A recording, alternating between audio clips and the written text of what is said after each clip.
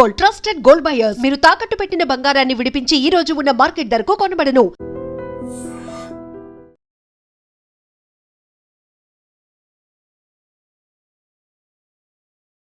హైదరాబాదు ప్రజలకు ఒక భారీ ఉపశమనం కలిగింది. మధ్యాహ్నం వరకు ఉక్కపోతతో అల్లాడినటువంటి ప్రజలు సాయంత్రం అయ్యేసరికి వాతావరణం ఒక్కసారిగా చేంజ్ అయిపోయింది. ఆకాశం పూర్తిగా మేఘావృతం అయిపోయింది. ఉరుములు మెరుపులతో కూడినటువంటి భారీ వర్షం కురిసింది. హైదరాబాద్లో చాలా ప్రాంతాల్లో అమీర్పేట నుంచి మొదలుకొని అమీర్పేట, తర్వాత మూసాపేట, ఈ మియాపూర్, చందానగర్, కూకట్పల్లి, హౌసింగ్ బోర్డు, తర్వాత ఇటు హైటెక్ సిటీ ప్రాంతాల వైపు రామ్నగర్, ముషీరాబాదు, అంబర్పేట, తర్వాత ఇటు ఉప్పల్, దిల్సుఖ్ నగర్, ఈ ప్రాంతాలు మొత్తం కూడా అత్యంత భారీ వర్షం కురిసింది. ఒక గంట పాటు కుమ్మేసింది వర్షం. చాలా ప్రాంతాల్లో ఈదురుగాలులు కూడా వీచాయి. ముఖ్యంగా రామ్నగర్ వేస్ట్ ప్రాంతంలో ఒక భారీ వృక్షం నేలకూలింది. తర్వాత హైదర్గూడ్లో కూడా ఒక చెట్టు నేలకూలింది. ఆ ప్రాంతం మొత్తం కూడా ట్రాఫిక్ విపరీతంగా జామ్ అయిపోయింది. ఎందుకంటే విపరీతమైన గాలి, తర్వాత వర్షం రెండు కలగలిసి పూర్తిగా రోడ్ల మీదకి వరద నీరు వచ్చేసింది. వరద వచ్చేసరికి ట్రాఫిక్లో చాలామంది చిక్కుకుపోయారు. కిలోమీటర్ల మేర ట్రాఫిక్ జామ్ అయిపోయింది. జిహెచ్ఎంసీ సిబ్బంది అక్కడికి వచ్చి ఆ లైన్స్ అన్నీ కూడా క్లియర్ చేస్తూ ఉన్నారు. ఎక్కడైతే ఈదురుగాలులతో భారీ వృక్షాలు నేలకొలిగి పూర్తిగా ట్రాఫిక్ ఆగిపోయిందో, జామ్ అయిపోయిందో అక్కడంతా కూడా సెటరేట్ చేస్తున్నారు. మరోవైపు రోడ్ల మీద నిలిచిపోయినటువంటి వర్షపు నీరు కూడా వెంటనే హుటాహుటిన రెస్క్యూ చేసి ఆ వాటర్ మొత్తం కూడా బయటకు పంపించే ప్రయత్నం చేస్తున్నారు. ఈ వృక్షాలు పెద్ద పెద్ద వృక్షాలు కూలిపోయినాయి కాబట్టి వాటిని తీయడానికి కొంత సమయం పడుతుంది.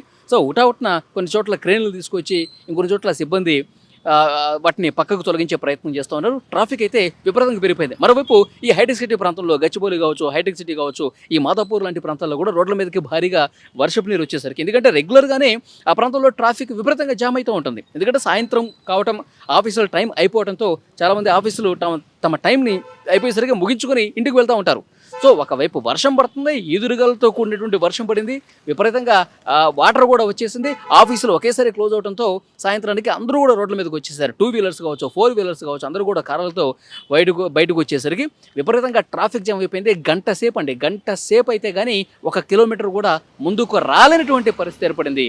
సో వెంటనే అధికారులు కూడా ఒక ఇండికేషన్ జారీ చేశారు. FM రేడియో స్టేషన్లో కావచ్చు, తర్వాత టీవీ ఛానల్స్ కూడా చెప్తా ఉన్నారు, ఎవరైతే తమ ఆఫీస్ టైమ్స్ ముగించుకున్నారో ఇంకా వర్షం పడుతుంటే కనుక ఆఫీస్లోనే ఉండండి, అప్పుడే మీరు బయటకు రావద్దు. బయటకు వస్తే ట్రాఫిక్లో చిక్కుంటారు. మీరు గంటలో ఇంటికి వెళ్ళాల్సిన వాళ్ళు దాదాపు 5 గంటలు అవుతుంది. కాబట్టి దయచేసి అందరూ ఒక్కసారిగా రోడ్ల మీదకి రావడం, కొంత టైం తీసుకోండి, వర్షం ఆగిన తర్వాత కొంచెం తగ్గిన తర్వాత రండని కూడా అధికారులు ఒక హెచ్చరిక పంపించినటువంటి పరిస్థితి ఉంది. సో ఓవరాల్గా చూసుకుంటే హైదరాబాద్లో ఇవాళ సిచ్యువేషన్ ఈ విధంగా ఉంటే మరొక 2 రోజుల పాటు తెలంగాణ వ్యాప్తంగా భారీ వర్షాలు కురిసే అవకాశం ఉంది. తెలంగాణ వ్యాప్తంగా ఎందుకంటే ఋతుపవనాలు కూడా వచ్చేసాయి కాబట్టి ఎఫెక్ట్ అయితే కనిపిస్తోంది. 2 రోజుల పాటు మంగళవారం అలాగే బుధవారం 2 రోజులు వర్షాలు కురిసే అవకాశం ఉంది. కొన్ని చోట్ల భారీ వర్షాలు కూడా కురిసే అవకాశం ఉంది. రంగారెడ్డి, తర్వాత చుట్టుపక్కల హైదరాబాద్ చుట్టుపక్కల జిల్లాలు ఏవైతే ఉన్నాయో సిద్దిపేట, సంగారెడ్డి, మెదక్, వికారాబాదు, ఈ బెల్ట్లో భారీ వర్షాలు కురిసే అవకాశం ఉంది. 2 రోజుల పాటు ప్రజలు అలర్ట్గా ఉండాల్సినటువంటి అవసరం ఉంది. మొత్తానికైతే ఎండలకి, ఉష్ణోగ్రతలకి ఒక భారీ ఉపశమనం కలిగింది ప్రజలకి.